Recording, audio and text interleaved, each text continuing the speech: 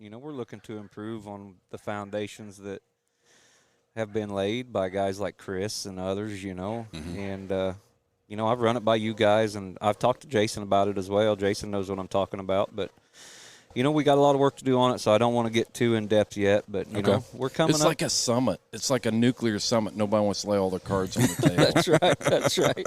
Yeah, we can't reveal all the secrets. Yeah, I say we're not hiding it from each other. We're just hiding it from the listeners, which I don't know if is a good ploy or not, but, I don't know. I don't want to announce anything until, we are 100% ready, but just keep your eye out, because all these guys that are in this podcast are going to be involved in this. Yeah.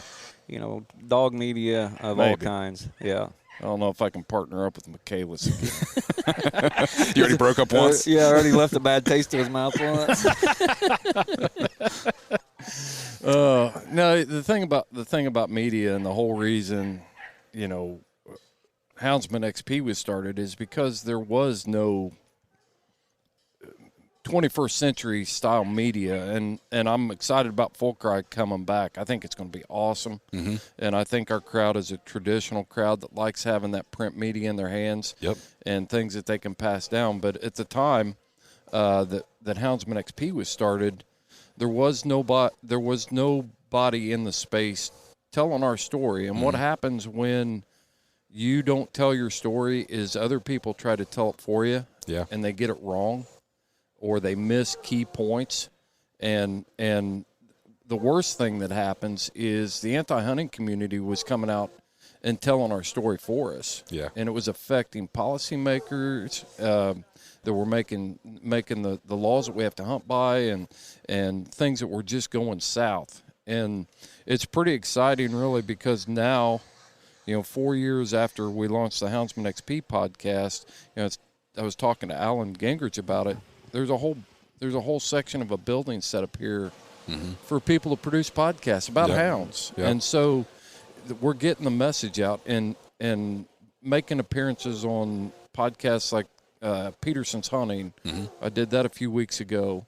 The largest hunting magazine organization in the world has a podcast, and you get to go in there and I tell the story of the houndsman and represent us and tell our own story.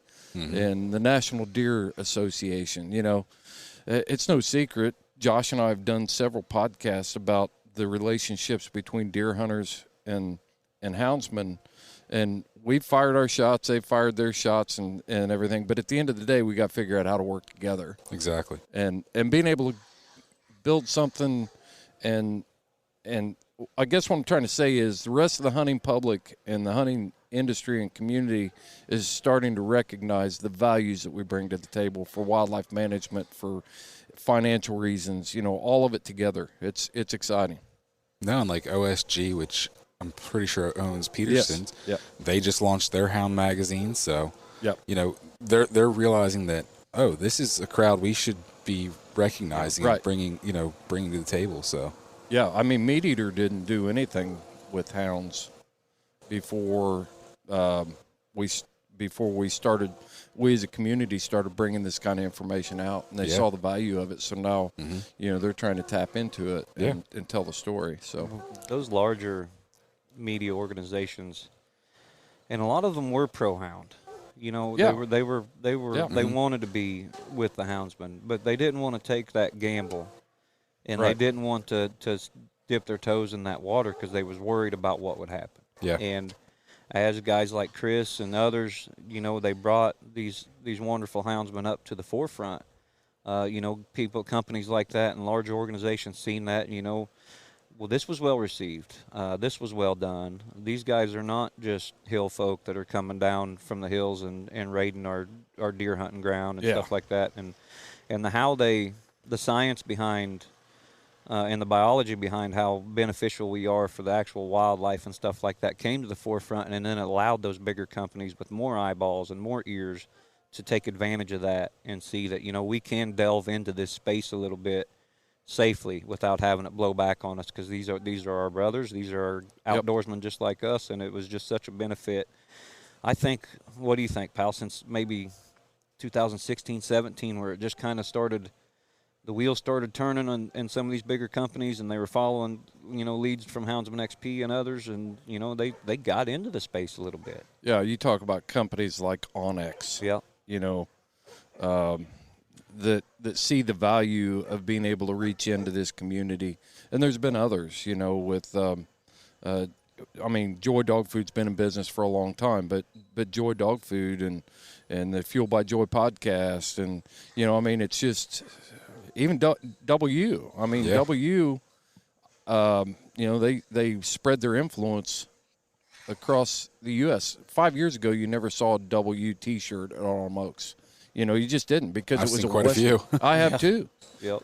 And so they were more of a Western houndsman type company, and Great Lakes company. They always had a stronghold there, and I'm not going to try to speak for W, but what I'm saying is now you're starting to see that logo show up in Virginia and Richmond, Indiana. Yeah. So I think it could be beneficial for all of us. And all of it is just, and that's where I feel like we really differ in the media scene, and like, we don't have bills to pay. We don't have sponsors. We can kind of do whatever we want. And so occasionally we'll get the phone call to back her down a little bit, but we've all got those calls. Yeah. Right. Weren't we just talking about that, John? Yeah, we were. It's like, so it's a little different, but just to see, from marketing standpoint, it's been really good for us too, because it puts us in people's minds. And, I think of this new Hound magazine that just hit newsstands, like in Merlin, Oregon. You can look it up. It is not real big. I walked down to the local Rays and it's sitting on the shelf. Yeah. And for me, it was funny because a lot of people were, it was the elephant in the room, like with us buying Full Cry and what we thought of it. And I said, that's a fantastic thing for us, because there's a company that sees a value in what we do enough that they just sold a pile of advertising. And they don't gamble on that kind of an expense. So it's like, we are finally hitting that front end. Like Chris is saying, like, this is our chance to like kind of join forces and write our own narrative, like take back what's been taken and just keep putting that best foot forward month in, month out. Heck, like guys like Chris, you're doing 3 podcasts a week now? Yeah, we drop 3 shows a week. So you got 3. We've got 2 over on W. You got Fueled by Joy. You got Ben. You got, how many of this immediate group of guys we know? Like, it's crazy to think about where we were, heck, 3 years ago. Right. Yeah. 3 years ago, probably 3 podcasts. I don't know. Now there's probably 10. Yeah. Yeah. So. Yeah, and it's different than what people think it is. It's not. We're all sitting here and we know how much work it takes to produce a podcast. Not only work, but it takes finances to do it too. And, I'm fortunate because, the state pays me not to come to work anymore, which is a good deal for both of us. But, with retirement, but it still takes above and beyond that kind of income to be able to do it and do it effectively. And getting back to what you said, Jason, we're sitting, the worst thing that the hound hunting community can do is to disengage or to back away from this opportunity we have in the media world now's the time. We're sitting right there. The promised land is in front of us. We just got to find people that are willing to follow us into it, And I'll go out on a limb, and I bet a lot of you guys probably feel the same way. I think 90% of us started off looking at something just to get involved and to help pay for some dog food or some gas. Yeah. And now it's turned into this, like, I don't know if we wanted it or not, but like we are the voices.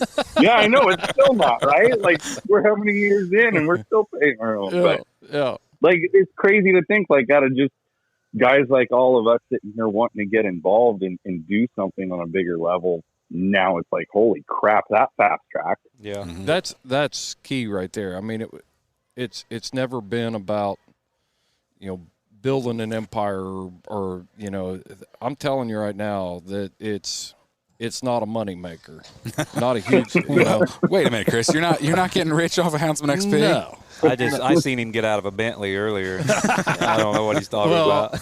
I told the driver to drop me off a couple blocks and let me walk in like I walked here. But let me rent a let me get on my golf cart. 99 Civic, so I can pull it in here, so people don't think I'm highfalutin. That's right. But it's we're sitting on the verge of being able to break into this thing, and if we can all stay on the same message, and present Houndsman in a way that is principle based and adds value and things like that, then we're going to get there. Exactly. And as more podcasts come out and everything, and you get more people, no matter what, you're always going to get some characters and bad actors, and that's kind of also what I want to talk about is just how can we try to all stay on the same path and stick to that same message, and try our best to make sure houndsmen are presented in a good light and not bring those bad actors out. I don't think that's a problem for the guys that are around here, that are guys that are at this table right now. On this I agree. Podcast. That's not. And I can only speak for the Eastern coon hunter, and that's what I try to do, because even though I give Powell a hard time, I don't know nothing about bear hunting. I don't know nothing about lion dogs. That's exactly right. But on the coon hunter side, and I love them. They're my people. I've been raised by them and with them since I was 5 years old. I've been coming to these events for as long as I can remember. It's a community and a culture that I wanted to showcase the right way. This is why I started doing this with Chris years ago when we started The Truth. I wasn't money or fame or any of that stuff. I just wanted to be able to. You were mad because somebody else dropped a podcast that misrepresented.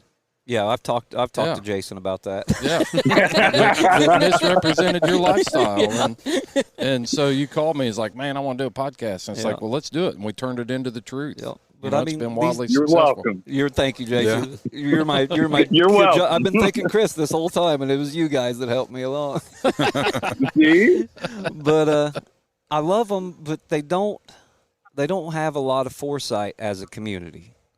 They don't. They're these guys that are down in Oklahoma right now competing for $60,000, $70,000 or whatever they're hunting for right now. They're not worried about 5 years from now. They're worried about winning this late round. Yeah. They're worried about the next dog that they have to get to keep doing what they love to do.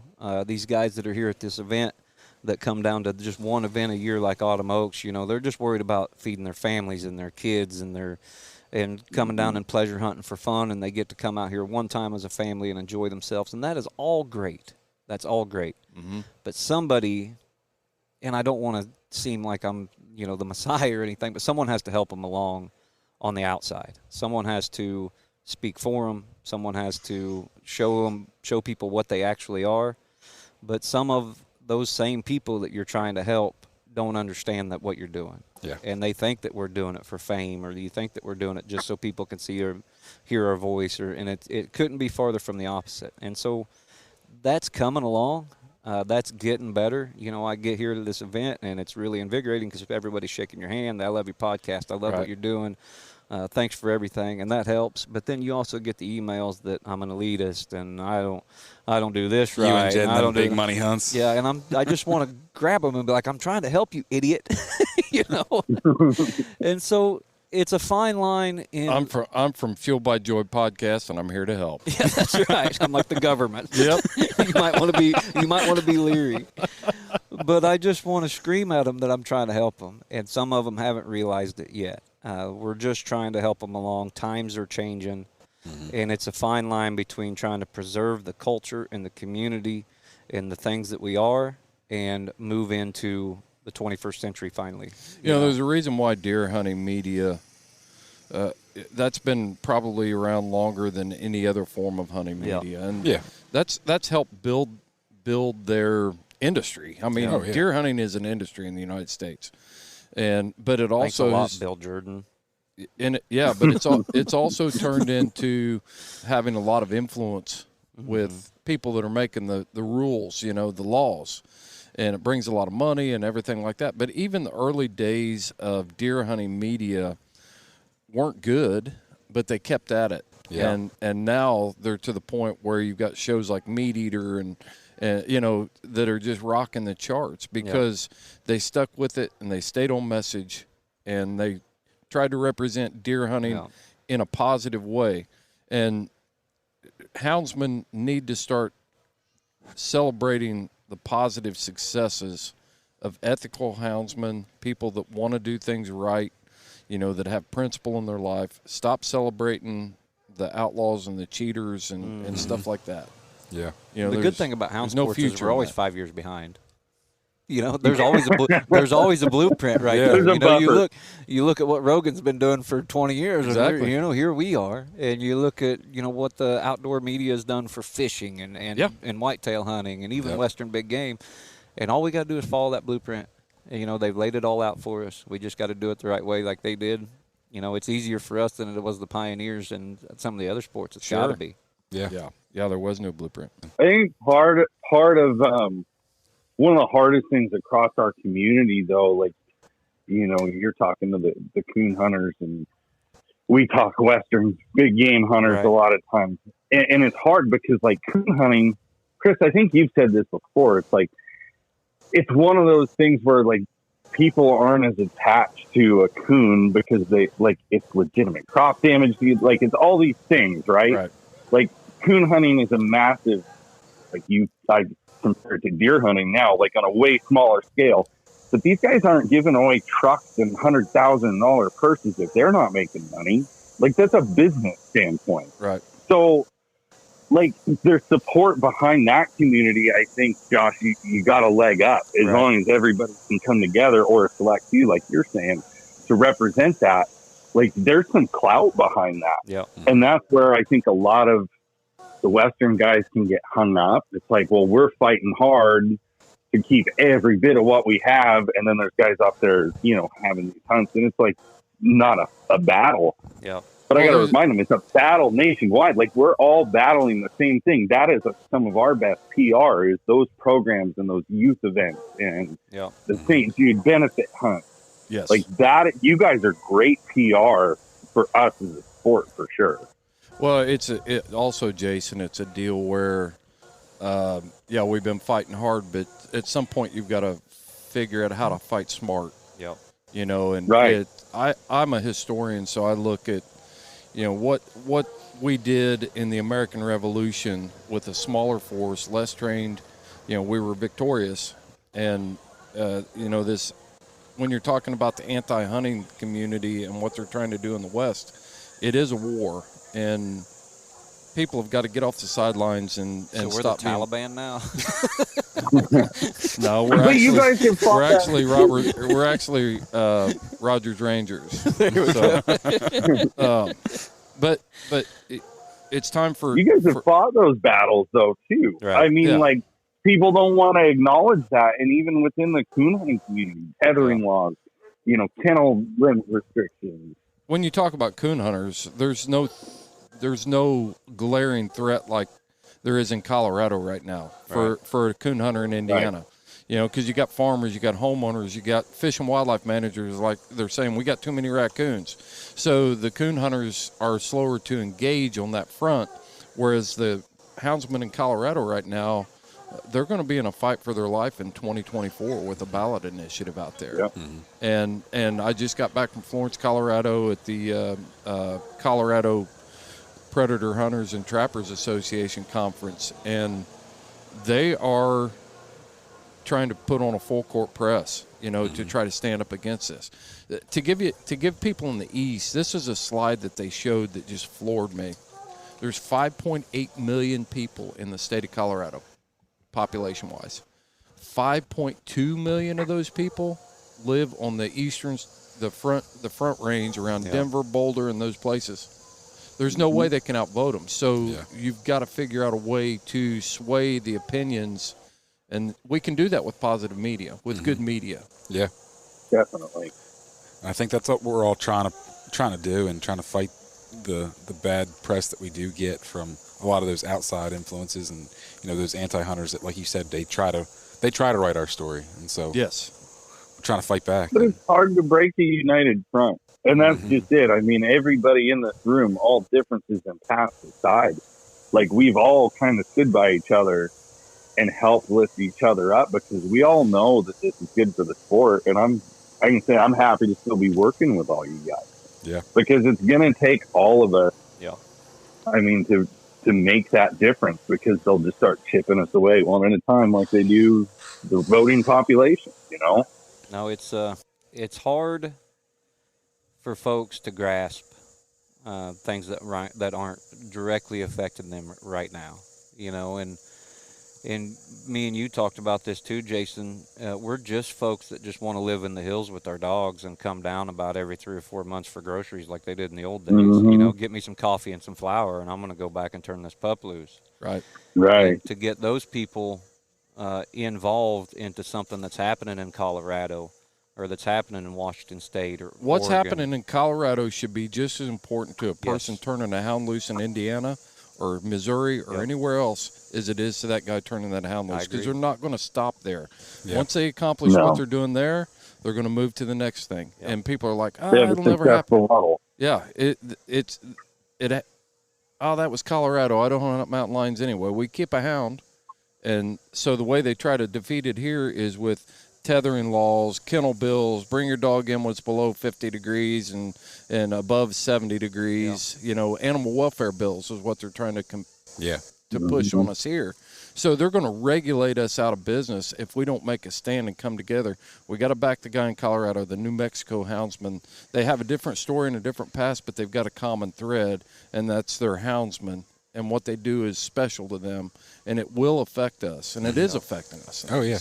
And on the flip side, while we're fighting, you know, to keep things, you know, there's also the flip side where we're fighting to gain some things. You know, Montana had a big win just recently with the getting bear hunting, and you know, South Dakota's trying to open some more up for lion hunting. So we got to fight that fight too. So the deer hunters in their sport and others have been so good about never being satisfied with where they're at. You know, they never slowed down. They were always.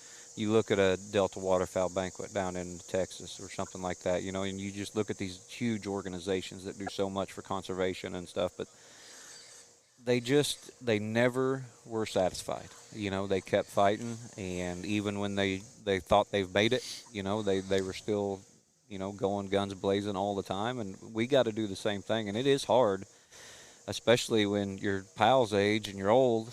You know, you just know. Hey, at least, but like you said, at least he's retired and he doesn't have to work a day job and do all this. And I can still beat you leg wrestling. Yeah, probably. I've learned I'm the most terrible leg wrestler east of the Mississippi. Anyway. That's right. No doubt. Well, you got west too, because Seth's west of the Mississippi. Yeah. I guess. So I guess I'm you're United out. States. I'm not even top 10. Nope. It's just a deal where you've got to. There's a couple things that from my perspective that are key to our future.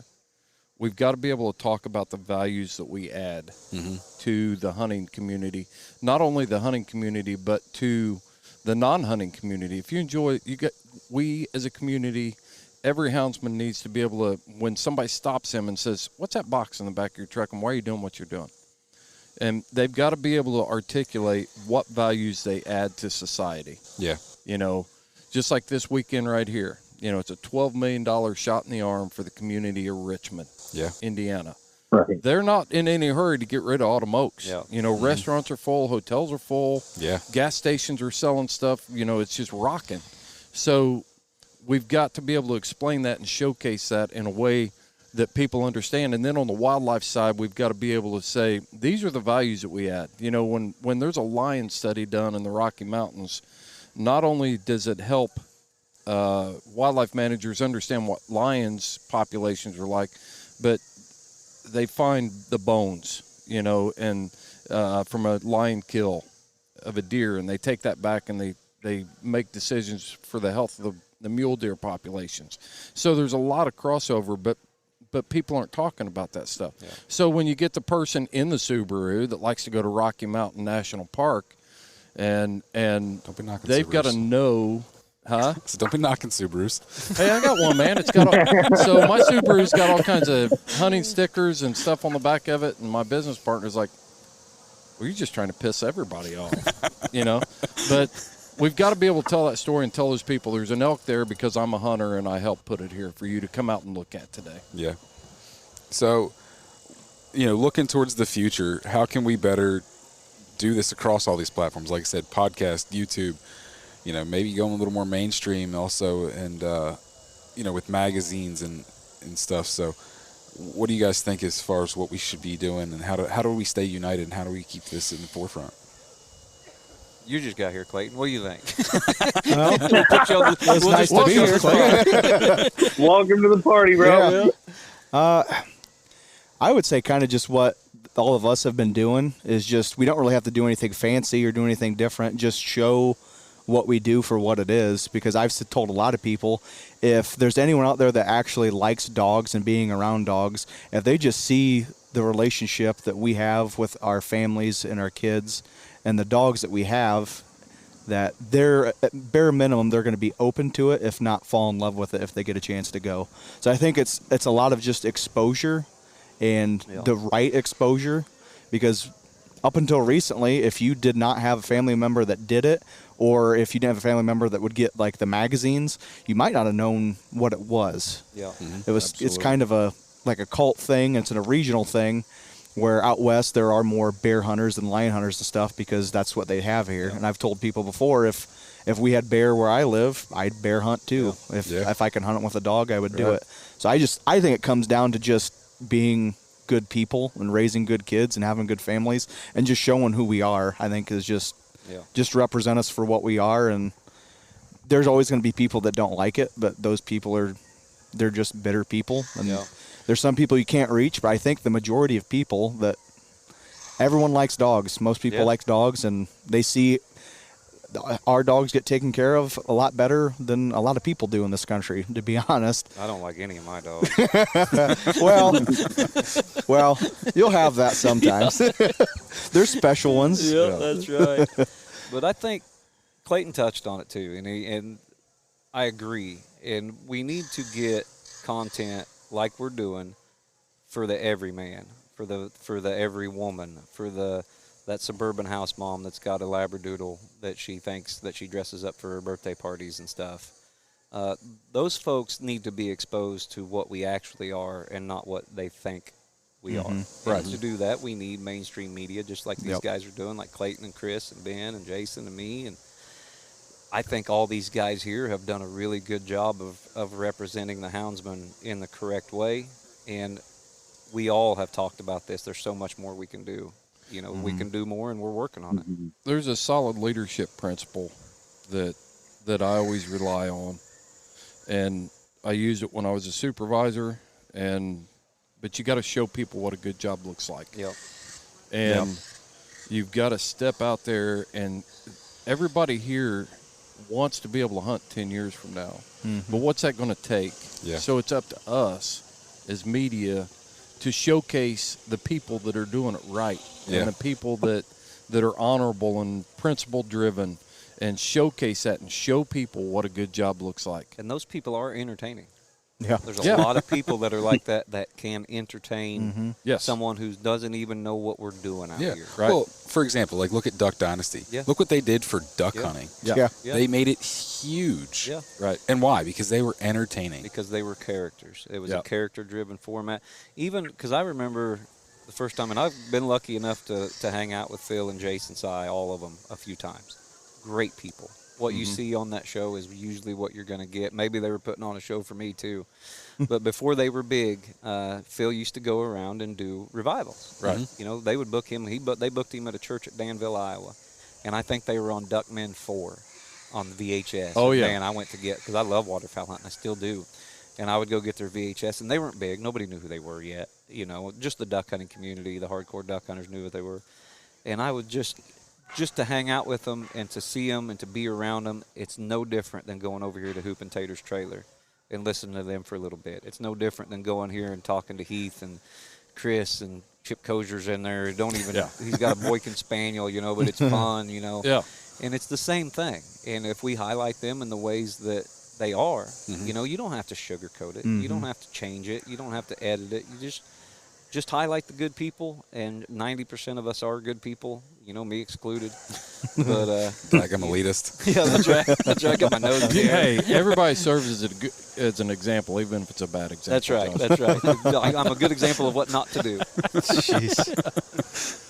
Well, we got a great opportunity now. I mean, like you were saying, Clayton, it's about family and kids and morals and values. And I mean, to me, that directly correlates with, all the whole Duck Dynasty scene and what they've done on with their Unashamed podcast and like all of that. It's just, those are real people.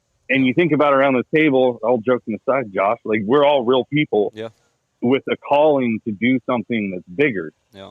And the world right now is craving that. Yeah. It's so crazy out there, and people are craving stability and family and stuff like that because a lot of people aren't exposed to it. They don't get the same opportunities that we have. Look at what who is it? Oliver Anthony? Yeah. The guy that wrote the song. I mean, he's an overnight sensation, #1 iTunes. We just need to get Rogan to make one post about us. Seriously. We're there. Seriously. Yeah. Yeah. I don't think that's that far off either, because some of the guys out west he bow hunts with, they hunt with Clay dogs. Newcomb, who's friends of ours. Yes. We can. He was on Rogan. Yeah. He was on Rogan. Right. We're making those strides. Yep. Yeah. But it's a slow process, and we just got to stay very vigilant. Yep. And we got to stay consistent. I think that's the biggest thing that we can all do. And it's easy for those of us sitting at this table. Yeah. I deal with it. I mean, I don't know that it is sometimes because, it is, this business is driven by downloads and how we perform for sponsorship. That's what's got us the Onyx type recognition is Enjoy dog food. Enjoy dog food, yeah. Enjoy dog food. NW Hunting Supplies. Come on. We're all plugged. Stark Outdoors. Yeah, Stark Outdoors. But I'm just saying, you can't sell and get the brand recognition if nobody's going to tune in. That's just the way business works. Yeah. So we have to pay attention to that. But the thing for me is I know what podcasts perform well for me and which ones don't. I look at those numbers all the time. Yeah. But I'm not willing to sell out. We've got, just for the sake of downloads and ranks and Chartable and all that goofy stuff, I'm going to stay on message because I believe that we've got to speak the truth. We've got to provide the entertainment, but we can't back off of 1,000 people listening to something valuable that's going to help the sport is more important than 500,000 people listening to something that's detrimental. Yeah. Agree. We just have to. And Chris does such a good job of fighting that fight, and I don't do as good a job of it. I like to do the podcast that I like, and I'm a selfish guy when it comes to that. I'm not going to lie. I get it. I want things that interest me. If it's interesting to me, then I put it on the podcast, and that's what I do. And I should do that. But then I look over, I'm like, well, Chris is already doing that. He's got my back. We'll just leave it to Powell, because it's something that we all have to consider, that how are we being perceived constantly? When I show up out here, and even how I put my clothes on in the morning, if I'm going to be out here in front of everybody, which it doesn't look like it today, but a lot of times, it makes a difference. Sure. How you appear to the public and how you act and how you react is so important. Yeah. Well, now we have so many platforms at like this confluence in time. Like before, I mean, Full Cry was the original, 1939. Like that's what we had. And then there was, you move in, you got F&T Tailgate Adventures. When I first got into hounds, like out here on the West Coast, that was my only contact. Yeah. Like that was my connection. And then you move on to like Facebook taking its thing, and now we've got the podcast, which I feel like was the first big boom. Yeah. Like we're still feeling the ripple effect, and we're still riding that wave and seeing the benefits it can have for our sport. But now it's like, Clayton, we got YouTube. We've got the podcast with all of us. We've got print media. We've got mainstream Netflix, like exposure to a degree. Yep. Yeah. Like it's literally all these things are right now. And I feel like there's a group of us that really feel the gravity of that and what we can do together. And then there's the rest of the people that are going to hopefully never see a hiccup. Yep. And the reason for that is we're all working behind the scenes with a consistent message and putting those things forward in repetition. You know, every form of media at this point, we're looking at a potential influence. Look at our podcast guests lately. You got Shockey over here on Houndsman XP. You got Giannis Patelis over here on the W. You know, we're really making strides into other areas where we're getting just everyone's like, oh, you know, and like I mentioned, you know, Mr. Bear Grease over on the Rogan podcast, you know. Brent Reeves been on our podcast. Brent Reeves doing his thing now. Reeves. Yeah, I mean, it's just, it's getting there, and we are riding a wave right now. I'm telling you, man, I think we're right on the crest of the hill, and we can see it. We just gotta be consistent and follow through. There's got to be follow through. Yeah. And do what we're all doing right now. I mean, I hope this is an example to the whole hound hunting community. Yep. Like, everybody at this table is here for a reason, and it's you listening. Yep. Or you reading, or you watching. Like, that is the reason we're all here. And that's what we all need to do. And the media has brought us a lot of gifts, too. You know, if it wasn't for me starting a YouTube channel and making a stupid video that Powell liked, he never would have called me and put me on Houndsman XP. I never would have got the job with Joy Dog Food. I never would have went into this next venture that I'm going into. All this stuff has benefited us as well. You look at the downloads that Clayton's getting. You look at the listenership that Ben has and what W is doing with their stretch. This media, it has helped us. I mean, don't get me wrong. We've benefited from it. Down. But also we've been very good as a community about doing it the right way, too. Yeah. I think that goes to the type of people that are doing it. Obviously, you're not going to set out, if your goal is just to make money, you're probably not going to be filming or doing podcasts for get into bird dogs. Coon dogs. Yeah. Yeah. You know what I mean? I will promise you one thing. Nobody here on this podcast gives care about money. Yeah. I still drive. We burn it. That's exactly right. I mean, it's got to be a passion. Yeah. And you look at the founding fathers, they risked life, limb, business, fortunes, you know, all that to ensure that we had this country that we live in today. And I look at this group of, you know, guys and innovators sitting in this podcast right now, I look at them the same way, you know, because I can tell you, you know, if I was making the bank, I wouldn't be driving a 2007 Tundra with 200,000 miles on it, you know? Yep. So, and I'd have better dogs. I think we all would. Yeah. Yep. I feel like, you know, odd man out. I was wishing I could have been there to see it all. But, I mean, like, now there's been the media booth, and you guys is obviously not new at Oaks. What's the feedback like from, like, general population? Are you guys getting a lot of interaction from listeners and feedback and stuff like that? I get very little negative feedback when I'm in public ever. You know, at this hunt, it's always positive. You know, I'll get maybe a guy side eyes me or something walking by, but those guys, they only talk on the internet. You know, if it ain't on Facebook, they ain't gonna say nothing to me. Right. But when we're at these events, it's fantastic. And I also get feedback from people that are not houndsmen, that are, you know, I never knew this, or I can't believe you guys are hunting for $100,000, and, you know, this is crazy. I've got bird dogs, and I want to do this. You know, I don't know why we can't do that. And so it's overwhelmingly positive, and it does overwhelm me sometimes, because the last thing I want is noticed, and I think all these guys are the same way. And, right. You know, but it is good feedback, and I think we are doing a good job as a community. And we're all going to get some negative about an opinion that I have, because I'm one of my bad habits is that I do voice those. But yeah, I mean, you're going to get a little bit of negative feedback, but as a whole, and I think Chris and Clayton and Ben are going to say the same thing, it's been pretty positive. Mm-hmm. Yeah, absolutely. Yeah.